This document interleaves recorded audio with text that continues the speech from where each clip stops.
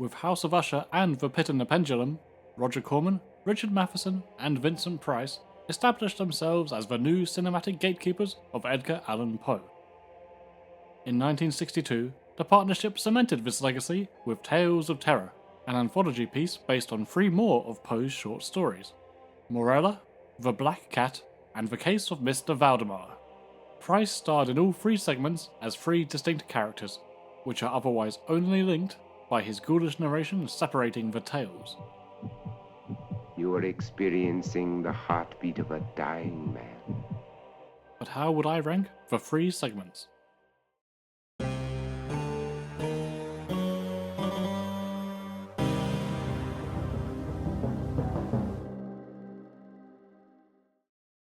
In last place, but still within the perfectly respectable B category, is the segment titled Morella.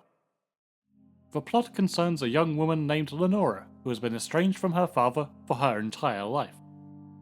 Uninvited, she cautiously visits his dilapidated manor, while Corman gets his money's worth out of his new fog machine. The house is worse for wear, as is her father, played of course by Vincent Price. He's an abrasive, dismissive, hard-drinking old man, with an aversion to basic housekeeping, but damn, his dressing gown is on point. Their frosty relationship is explained in a grim monologue, the type that Price could execute flawlessly in his sleep. I hated you. Oh, dear God, how I hated you. Lenora's mother, his dear wife, passed away when the daughter was still a baby. Throughout the mother's decline and on her deathbed, she blamed the child for her death. Price took this to heart and nearly killed the baby and himself, but decided to send her away instead and live in miserable seclusion with Morella's corpse, if I understand correctly. You understand nothing. Rude. A classic tragic backstory, one that ultimately bonds them in a shared sympathy, along with the news of Lenora's own health issues. It's quite warming to see the connection between father and daughter reforming before our eyes. But this is Edgar Allan Poe. Nobody is allowed to be happy. Lenora's return triggers Morella's ghost to finally claim her misplaced vengeance.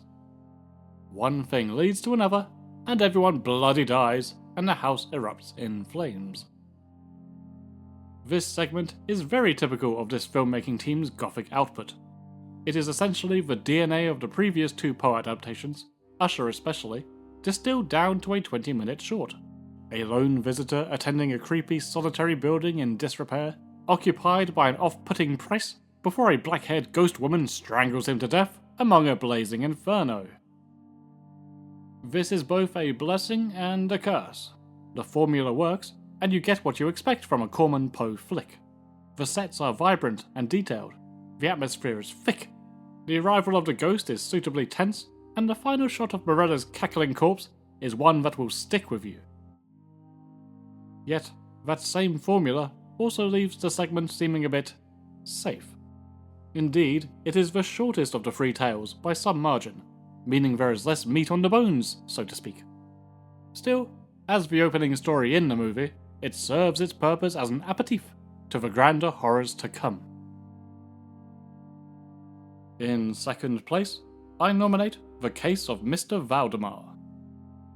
Price stars as the titular Valdemar, a man suffering from a terminal illness.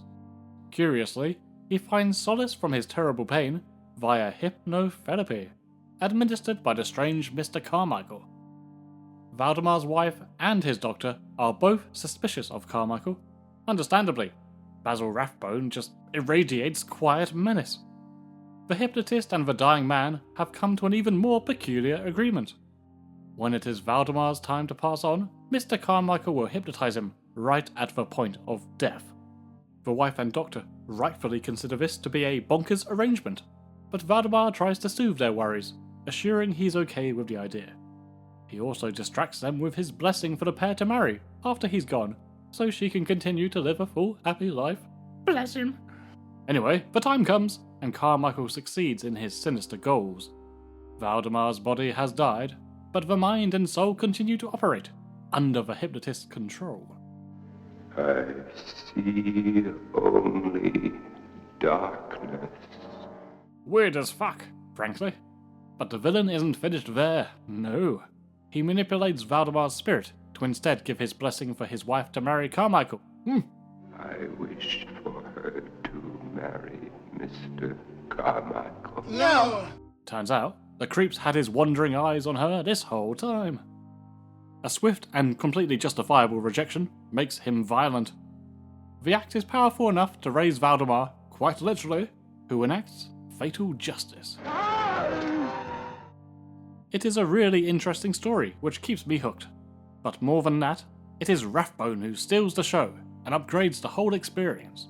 It takes a certain kind of evil to manipulate a corpse in order to steal its wife. And when you put it like that, it sounds incredibly hokey. But Rathbone's performance effortlessly sells it. You come to believe in this wild situation and fear his abilities. The hypnotherapy scene is rather tense, and the spinning colours are arresting. Price's quivering voice from the beyond is equal parts unnerving and upsetting. But the coup de grace is, naturally, the climax, both for this segment and for Tales of Terror as a whole. The underlying emotion and horror of Valdemar's spirit returning to protect his wife is handled brilliantly. Again, you won't soon forget the pale dead skin cracking away, oozing that disgusting peanut butter decomposition beneath, as the corpse makes its lumbering final act. Well, by process of elimination, that leaves The Black Cat as my top segment from Tales of Terror. Of the 3 stories adapted for the film, The Black Cat is by far the most famous, though this segment blends it heavily with another Poe tale, The Cask of Amontillado. Peter Lorre plays Montresor, a right despicable piece of work. An unemployed alcoholic by trade, he coerces any and all meagre funds earned by his pitiful wife, portrayed here by Joyce Jameson, and wastes it on getting wasted. He then stumbles home every night and hurls abuse at the woman and her cat. Both deserve better than this cretin. Whoa! That said, from an entertainment standpoint, he is a deliciously pathetic villain that you love to hate. His scheming is at once hilarious and unforgivable. Would you help a veteran of the Revolutionary War? Could you spare a coin for a moral cripple? You got some money for a dying man? I want money. We all know this person in real life. Well, of course I know him. He's me. The plot ramps up when the thirsty, penniless Montresor worms his way into a wine tasting competition with leading wine expert Fortunato. This is Price's role. The 2 characters battle to be the superior wine taster, while Price and Lorre battle to have the most weaselly voice in cinema. My name is Fortunato Lucrezi, at your service. Montresor Herringbone. No, and Vincent isn't doing an impression of me eating anything spicier than lemon and herb. He's playing up a caricature of such pretentious folk. And it is that lean towards comedy that truly separates The Black Cat from the more serious tales that bookend it. Much of the dialogue is infused with either straight-up jokes or lines that are just seething with black humour. You killed her.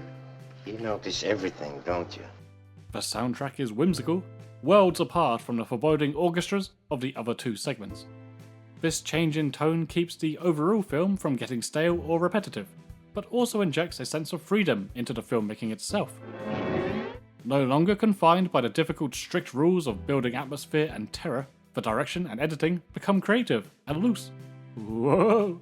The drinking sequences are the epitome of this, the surreal hangover nightmare in particular. That's not to say there isn't horror here. Fortunato begins his affair with Montresor's wife, and Lorre's petty villainy turns to murderous evil. The story concludes with the Black Cat's iconic punishment. It works tremendously, as Price and Jameson are both very likeable, and the effect of their affair on the latter is such a relief after all that torment. But as I said before, oi! This is Poe. Leave all your joy at the door. The concept of being walled in has been adapted so many times now, but to me, it is just as impactful. Slow, horrible way to go, with your lover's corpse for company no less. Yoy. The Black Cat provides the best core cast, with a deft balance of humour and horror, and a satisfying story that strongly adapts not one, but two Poe classics. And that's why it's my favourite of the trio. But what about you? How would you rank the three tales of terror? Stay spooky, friends of the Blowfish. Does anyone else hear meowing?